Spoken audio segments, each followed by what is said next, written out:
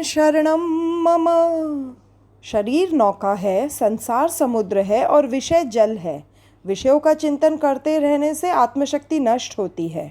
ममता बंधन करता है, मन के मरने पर ही मुक्ति प्राप्त होती है।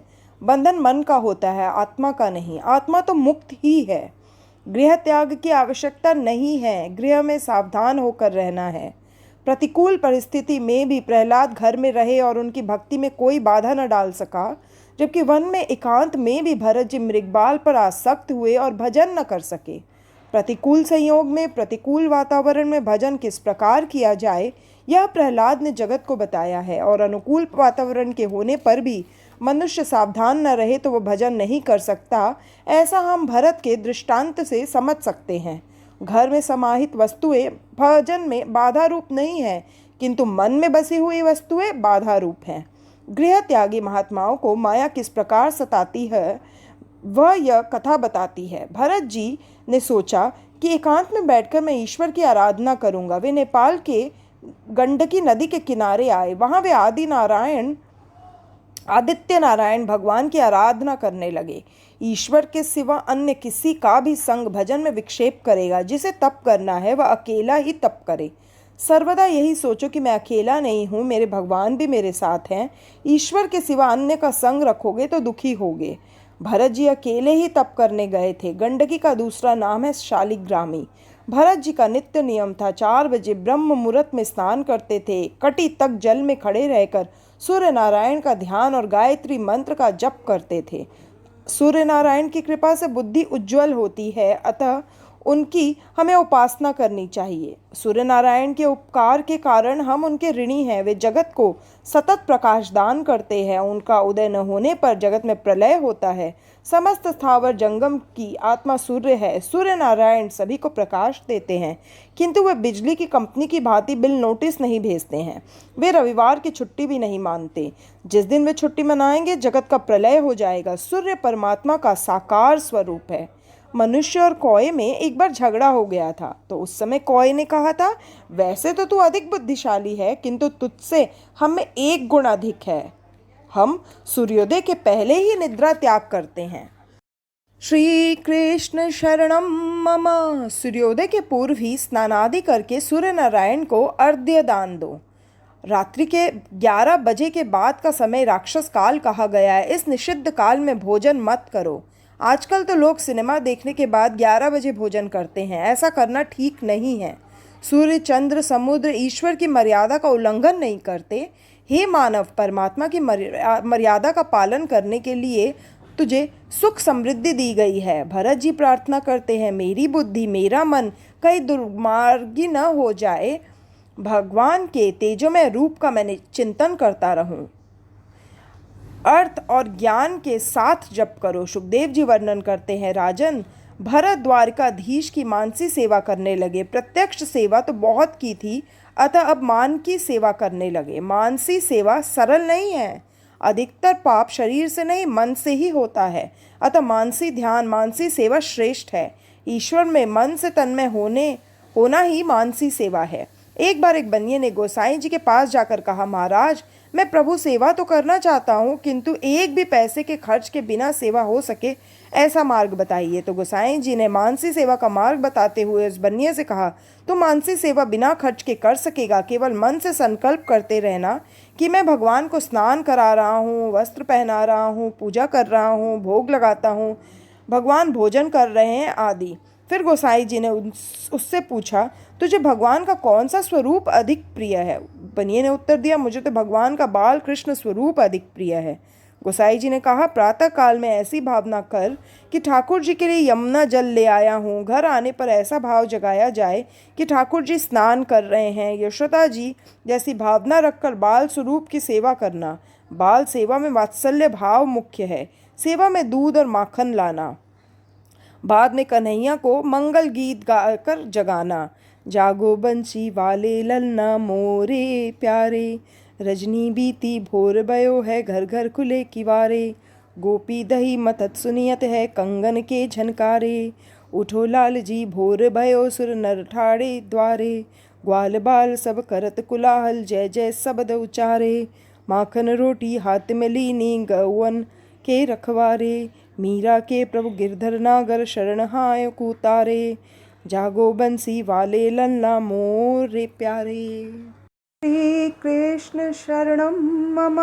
यशोदा जी लाला को मनाती थी कि इतना माखन खा लेगा तो तेरी चोटी दाऊ जी से भी जल्दी बढ़ जाएगी। उष्णोदक से काल को मांगलिक स्नान कराना, फिर ठाकुर जी का श्रृंगार करना। कन्हैया से पूछना कि आज वह कौन सा पीताम्बर पहनेगा। कन्हैया जो कहे वह पीताम्बर पहनाना। श्रृंगार में तन्मयता होने पर ब्रह्मानंद सा आनंद प्राप्त होता है। कन्हैया को नैवेद्य देकर भावना करो कि लाला प्राशन कर रहा है, फिर आरती करके क्षमा प्रार्थना की जाए। गोसाई जी द्वारा बताई हुई रीति के अनुसार बनिया श्री कृष्ण के बाल स्वरूप की मानसी सेवा करने लगा। प्रतिदिन प्रेम से मानसी सेवा करता था। वह इतना तो तन्मय होने लगा कि सभी वस्तुएं प्रत्यक्ष दिखने लगी। इस सेवा में मन की धारा टूटनी नहीं चाहिए। कोई लौकिक विचार आ जाए तो समझ लो कि सेवा खंडित हो गई। 12 वर्षों तक उसने मानसी सेवा की। अब एक दिन वह दूध लाया और उसमें चीनी डाली, किंतु उसे लगा कि लाला के दूध में आज कुछ अधिक चीनी पड़ गई है। बनिया यह कैसे सह सकता था? स्वभाव सहज कृपणता कैसे मिट सकती है? प्राण और प्रकृति स्वभाव साथ साथ ही तो जाते हैं। उसने सोचा जरूरत से अधिक जो चीनी दूध में जा पड़ी है उसे निकाल लूँ, कभी दूसरे काम में उपयोगी होगी। अब यहाँ न तो बर्तन था, न तो दूध था और न तो थी चीनी, क्योंकि वह तो मानसी सेवा ही करता था। फिर भी तन्मयता के कारण उसे ये सारी वस्तुएं प्रत्यक्ष दिखाई देती थी। अतः मन ही मन कल्पना में उस चीनी को निकालने लगा। कन्हैया ने सोचा कि जैसा भी हो, किंतु इस बनिया ने मेरी 12 वर्षों तक मानसी सेवा किया था। उन्हें प्रकट होने की इच्छा हुई। बाल कृष्ण प्रसन्न हुए थे। उन्होंने प्रकट होकर बनिए का हाथ पकड़ा और कहा कि चीनी अधिक चली गई तो क्या हुआ? तूने 1 पैसे का भी तो खर्च नहीं किया है। भगवत स्पर्श होने से वह बनिया सच्चा वैष्णव बन गया। वह भगवान का अनन्य सेवक बन गया। 12 वर्षों तक जो भी सत्कार्य नियम पूर्वक किया जाए उसका फल अवश्य मिलता है। शंकराचार्य भी श्री कृष्ण की मानसी सेवा करते थे। भरत जी मानसी सेवा करते हुए तन्मय हुए थे। सेवा करते हुए थक जाते थे तो ध्यान और कीर्तन करने लग जाते थे। प्रभु के पीछे जो लगता है उसे ही माया सताती है। सांसारिक विषयों में जो फंसा हुआ है उसे माया नहीं सताती, क्योंकि माया मानती है कि यह तो मरा हुआ ही है, फिर उसे और क्यों मारूं। श्री कृष्ण शरणम मम। जो व्यक्ति प्रभु के पीछे पड़ा हुआ है उसे ही माया अधिक सताती है, किंतु जो माया के प्रवाह में बहता होता है उसके लिए वह बाधा रूप नहीं होती। माया मानती है कि वह तो मेरा बंदी है ही। माया की गति बड़ी विचित्र है। कमर तक जल में भरत जी खड़े हुए थे। ग्रीष्म ऋतु थी। एक गर्भवती हरिणी प्रातःकाल जलपान करने आई। इतने में कहीं से सिंह ने गर्जना की, जिससे वह हरिणी भयभीत हो गई। उसने सोचा कि गंडकी नदी पार कर लूं। उसने जोर से छलांग मारी। प्रसव काल समीप था, अतः हरिण बाल का जन्म हो गया और वह नदी के जल में गिर पड़ा। दूसरे किनारे पर हरिणी की भी मृत्यु हो गई। भरत जी ने उस मृग बालक को नदी के जल में पड़ा हुआ देखा। उन्होंने इस बच्चे में भी श्रीहरि का दर्शन किया। वे सोचने लगे कि इसकी माता की तो मृत्यु हो गई, सो जगत में इसका तो कोई नहीं रहा है। अब इसका लालन पालन रक्षा आदि कौन करेगा? वे दयावश होकर उस बच्चे को अपने आश्रम में ले आए। वे सोचने लगे कि यह बच्चा मेरे सिवाय किसी और को तो पहचानता नहीं है। इसका पालन पोषण करना अब मेरा ही धर्म है। मैं इसकी उपेक्षा करूंगा तो यह मर जाएगा। मैं ही इसका पिता हूँ और मैं ही इसकी माता हूँ। इसका लालन पोषण रक्षा करना मेरा ही कर्तव्य है। उन्होंने सोचा मैं ही इस मृग बालक का रक्षक पिता हूँ, अतः हर प्रकार से मुझे इसकी रक्षा करनी ही है। जीव मानता है कि मैं दूसरों की रक्षा करता हूँ। अरे तू क्या रक्षा करेगा? तू भी तो काल का ग्रास है। रक्षा करने वाला तो वह प्रभु ही है। कर्ता हर्ता तो श्री हरि ही है। पालक और संहारक भी श्री हरि ही है। तुम घर में रहो या वन में, तुम्हारी रक्षा करने वाले श्री हरि ही है। भागवत के 7वें स्कंद के 2 अध्याय के 40वें श्लोक में यमराज ने राजा सुयज्ञ के रिश्तेदारों को यह संदेश दिया था। ऐसा कहकर हिरण्यकश्यपु ने कहा है, पतिच्युतम तिष्ठति दिष्टरक्षतम गृहे स्थितम तद्विहतम विनश्यतिम जीवत्यनाथोऽपि तदीक्षितो वने गृहे अपि गुप्तोऽस्य हतो न जीवति।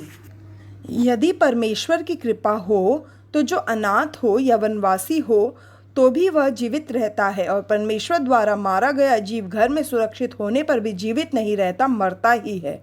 मृगबाल को पानी से बाहर निकालने का तो भरत जी का धर्म था। उन्होंने रक्षक पिता बनने का जो रिश्ता जोड़ लिया वह अच्छा नहीं किया।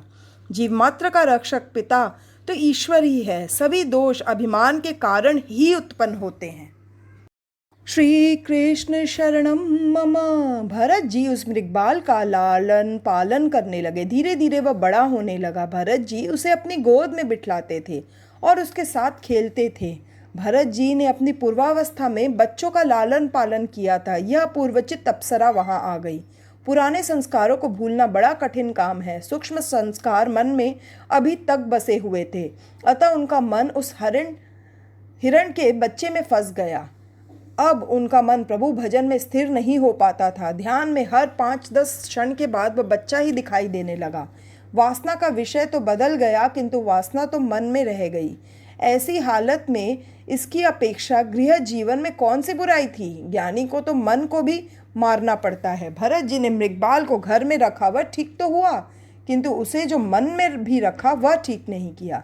संसार को छोड़कर कहाँ जाओगे? जहाँ भी जाओगे संसार वही उपस्थित हो जाएगा। इसी कारण से महापुरुषों ने कहा है कि संसार को अपने मन में से धीरे धीरे हटा दो। संसार को मन में कभी मत रखो। किसी को घर में चाहे रख लो, किंतु मन में मत रखो। मन में या तो काम को ही रखो या फिर ईश्वर को ही। दोनों साथ साथ नहीं रह पाएंगे।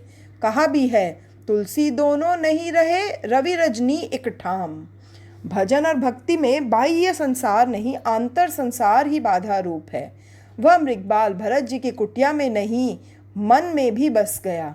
उन्होंने घर, राज्य, पत्नी, संतान आदि सभी का त्याग किया तो सही, पर अंत में वे उस बच्चे की माया में फंस गए। परोपकार की भावना ही अति साधक के लिए उसके साधना में बाधक होती है। परोपकार के पचड़े में अधिक मत फंसो। वैसे तो परोपकार करना सभी का धर्म है, परंतु परोपकार ऐसा तो न किया जाए कि जिसे प्रभु का विस्मरण हो जाए। संसार में मनुष्य कपटी न बने, किंतु अति सरल भी न बने। परमात्मा का ध्यान कदाचित न हो सके तो कोई बात नहीं, किंतु मित्र कभी भी शत्रु बन सकता है। भरत जी का प्रारब्ध ही हिरण्यबाल के रूप में सामने आया।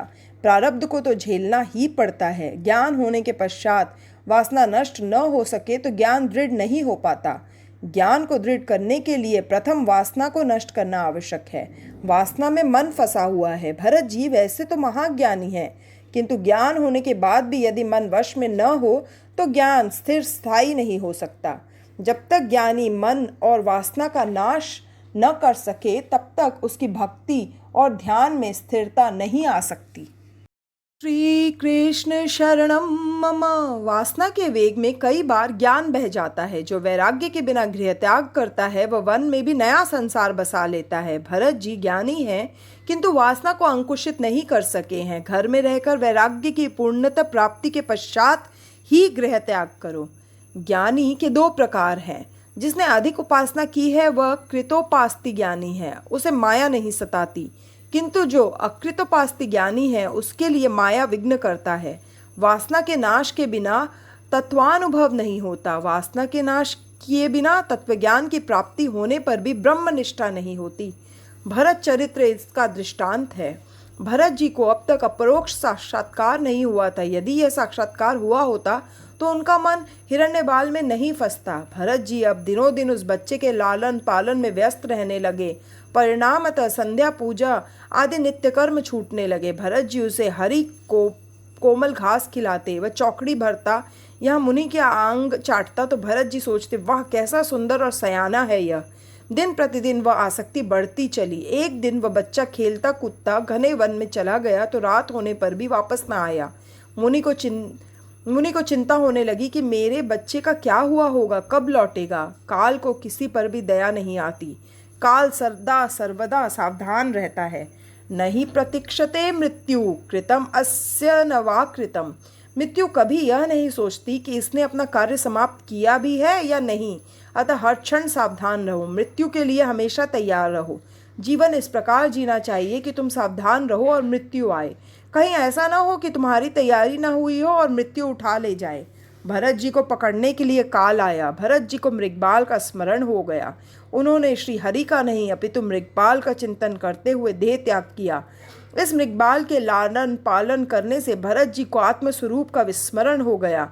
मृत्यु के समय मृगपाल का ही चिंतन करते रहने के कारण उन्हें अगले जन्म में मृग का ही शरीर मिला। मनुष्य अगले जन्म की अर्थात पुनर्जन्म की तैयारी अपने इसी जन्म में करता है। इस जन्म में बीज मिलते हैं, फल नहीं। पूर्व जन्म में किया हुआ तप निष्फल नहीं होता। पूर्व जन्म में किया हुआ भजन व्यर्थ नहीं होता। श्री कृष्ण शरणम मम। भरत जी को मृग शरीर वाले जन्म में भी पूर्व जन्म का ज्ञान था। पशु पक्षी का अनादर कभी मत करो। हो सकता है किसी कारणवशात कोई साधु महात्मा पशु पक्षी बनकर आए हो तो, अहिल्या जैसी कोई महासती पत्थर बनकर आई हो तो, नृग राजा गिरगिट होकर आए थे और नल कुबेर वृक्ष होकर आए थे। कोई सिद्ध पुरुष वृक्ष बनकर आए हो तो, किसी आत्मा से कुछ अपराध हो जाने पर वह पशु पक्षी की योनि में भ्रमण करती है। भरत जी मृग के स्वरूप में घूम रहे हैं। उन्हें पूर्व जन्म का ज्ञान है। वे सोच रहे हैं कि इसी गंडकी नदी के किनारे तपश्चर्या करता था। इसी स्थल पर मैंने हिरण्य के बच्चे को उठा लिया था और उसे मैं अपने आश्रम में ले आया था। उसके प्रति अत्यंत आसक्ति होने के कारण ही मुझे मृग योनि में जन्म लेना पड़ा। मैं कभी महाज्ञानी था, योगी था, किंतु आज चौपाया पशु बना हुआ हूँ। अब मुझे नया प्रारब्ध नहीं कमाना है। जो मैं साथ लाया हूँ उसे ही सहना या भोगना है। यह मृगपाल भरत जी नदी में स्नान करता है, वृक्षों के सूखे पत्ते खाता है। वह घास नहीं खाता है क्योंकि उस पर जंतु होते हैं। हिंसा होने पर नया प्रारब्ध जुट जाएगा। इस मृग देह में भी वे एकादशी का व्रत करते थे। प्राचीन काल में भारत में पशु भी एकादशी व्रत करते थे। आजकल तो कई लोग एकादशी व्रत नहीं करते। फिर भरत जी ने मृगदेह का भी त्याग किया और एक ब्राह्मण के घर जन्म लिया। मानव जीवन अतिशय विलासी हो गया है। प्रजा में संयम, सदाचार, भगवत भक्ति बढ़ने पर ही संतों का जन्म होता है। विलासी माता पिता के घर संतों का जन्म नहीं होता। संत जन्म लेने के लिए सुपात्र खोजते हैं। पवित्र ब्राह्मण के घर भरत जी का जन्म हुआ। भरत जी का यह अंतिम जन्म था। उन्हें पूर्व जन्म का ज्ञान है कि हिरण की माया में फंसने के कारण उन्हें पशु देह धारण करनी पड़ी थी। पूर्व जन्म में हिरण के साथ बातें करता था, तब पशु होना पड़ा। अब तो इस जन्म में किसी से भी नहीं बोलूँगा। एक बार भूल हो गई, अब तो मैं बड़ा सावधान रहूँगा। बचपन से ही भरत जी भक्ति के रंग में रंगे हुए हैं। शास्त्र ने अंतिम जन्म के कुछ लक्षण बताए हैं। बाल्यावस्था से ही जिसे भक्ति का रंग लगे तो मानो कि उसका वह अंतिम जन्म है। जिसकी बुद्धि ने काम छोड़ा हो उसका भी वह अंतिम जन्म है। जब तक बुद्धि में काम है तब तक मान लो कि उसे अभी जन्म लेने बाकी हैं। प्रत्येक वस्तु में जो भगवत दर्शन करे उसका वह जन्म अंतिम ही है। जहाँ भी दृष्टि जाए वहाँ किसी को भगवान ही दृष्टिगोचर हो, उसके लिए वह जन्म अंतिम है। हृदय से दीन और अभिमान रहित व्यक्ति का भी वह जन्म अंतिम जन्म है। श्री कृष्ण शरणम मम। जड़ भरत जी का यह अंतिम जन्म था। एक हंसता हुआ बदी बनता है तो दूसरा रोता हुआ। साधारण व्यक्ति जीव वासना के अधीन होकर संसार में आता है तो संत भगवत कार्य के लिए संसार में आते हैं। परमन और परधन को आकर्षित करने वाला व्यक्ति संसार की दृष्टि में चतुर है, किंतु यह कला तो एक सामान्य स्त्री के लिए भी साहजिक है। सांसारिक दृष्टि में संत जड़ होता है, परंतु आनंदमय चेतन प्रभु को भूलकर सांसारिक सुखों में फंसा हुआ मनुष्य तो सचमुच जड़ है। प्रभु प्रेम में मस्त देह भान से अज्ञात महापुरुष को जड़ कैसे कहें? किंतु संसार की विपरीत मान्यता के कारण सांसारिक लोगों ने भरत जी का नाम जड़ भरत रख दिया। लोग भरत जी को मूर्ख मानते हैं तो भरत जी सोचते हैं कि लोग मुझे मूर्ख माने तो इसमें बुराई भी क्या है। पूर्व जन्म में ज्ञान का प्रदर्शन करने गया तो दुखी हो गया। ज्ञान अन्य को उपदेश देने के लिए नहीं, ईश्वर की आराधना करने के लिए है। ज्ञान भोग के लिए नहीं, भगवान के लिए है। शंकराचार्य जी ने कहा है, विदुषाम यच्च वैदुष्यम मुक्त्ये न तु भुक्त्ये। ज्ञान धन या प्रतिष्ठा कमाने के लिए नहीं, परमात्मा की प्राप्ति के लिए है। ज्ञान का फल धन और प्रतिष्ठा नहीं, परमेश्वर है। ज्ञान परमात्मा के साथ एक होने के लिए है। जड़ भरत ने सोचा कि पूर्व जन्म में पशु के साथ वाणी व्यवहार निभाया था, तब मुझे इस जन्म में पशु का अवतार मिला। सो इस जन्म में किसी के साथ भी मैं बातें नहीं करूँगा। यदि अब बातें करूँगा तो मात्र प्रभु के साथ। वाणी और पानी का दुरुपयोग करने वाला व्यक्ति ईश्वर का अपराधी है। अंतकाल में वाणी उसका विश्वासघात करती है। मीराबाई ने भी तो निश्चय किया था कि बात करूँगी तो केवल अपने गिरधर गोपाल श्री कृष्ण के साथ ही। मैं तो बस अपने गिरधर गोपाल को ही मनाऊंगी। संसार के लोगों या रिश्तेदारों को मनाने से क्या लाभ होगा। राम राम मेरे मन बसियो, राम रसियो रिझाऊं रे माए। जड़ भरत किसी से भी बोलते नहीं थे। अति बोलने से स्नेह उत्पन्न होता है। वैसे तो इस सृष्टि में ईश्वर ने एक एक काम के लिए दो दो इंद्रियां दी है। एक आंख से भी देखा जा सकता है, फिर दो आंखें दी है, किंतु एक ही जीभ को दो काम करने पड़ते हैं, बोलने का और खाने का। अतः जीभ पर अधिक अंकुश की आवश्यकता है। दूसरों के साथ बातें करने से, प्रेम करने से वासना उत्पन्न होती है। वैर और वासना से नया प्रारब्ध उत्पन्न होता है। अतः दूसरी बार जन्म लेना पड़ता है। श्री कृष्ण शरणम मम। जड़ भरत हर तरह से मन पर अंकुश रखते हैं। तुम्हें स्वयं ही अपने मन पर अंकुश रखना होगा। तुम्हारे मन को दूसरा कौन अंकुशित कर सकेगा। रामदास स्वामी ने कहा है कि अतिशय घूमने घामने से शांति नहीं मिल पाती। जड़ भरत के पिता उसे पढ़ाने लगे और सोचने लगे कि लिख पढ़कर मेरा पुत्र पंडित होगा, किंतु इसकी पंडिताई निराली ही थी।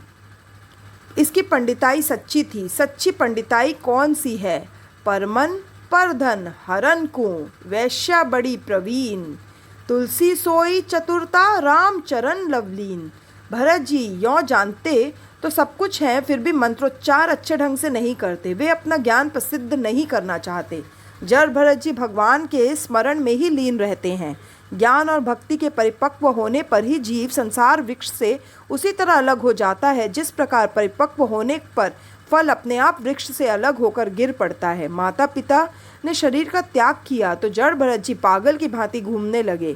पागल से लगते तो थे, किंतु वे एक क्षण मात्र के लिए श्री कृष्ण को भूलते नहीं थे। जड़ भरत जी ने बताया है कि भोजन किस प्रकार किया जाए।